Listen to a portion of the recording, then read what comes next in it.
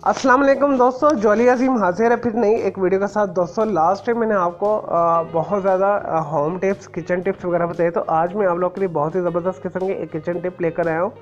तो ये करना भी बहुत आसान है, सिंपल है, बहुत ही ज़बरदस्त है, यूज़फुल है। स्पेशली सर्दियों के अंदर हम जब अंडे उबालते हैं तो उसे काटने का हमारे लिए बहुत प्रॉब्लम होता है। तो उसमें हम जब भी अंडे के स्लाइस बनाते हैं तो वो अच्छे नहीं बनते। इसका जो एक बहुत ही आसान हल है दोस्तों, जब भी आप जो स्लाइसर के साथ काटें अंडे को, उबले अंडे को, या इसे आप छुरी के साथ काटें, तो उससे पहले आप फुल ठंडे पानी के अंदर रख दें और उसके बाद इसे काटें अंडे को, तो आपके स्लाइस बहुत ही ज़बरदस्त और नफासा के साथ बनेंगे और बेहतरीन बनेंगे। चलें दोस्तों, ये तो थी एक छोटी सी किचन टिप। मैं उम्मीद करता हूँ आपको पसंद आई होगी। मेरे इस वीडियो को लाइक करें, कमेंट्स करें और शेयर कीजिएगा। मेरा दूसरा चैनल ग्राफिक्स एंड आर्ट्स का कलर क्लाउड के नाम से, उसे भी सब्सक्राइब करें। मुझे इजाज़त है, अल्लाह हाफिज़, टेक केयर।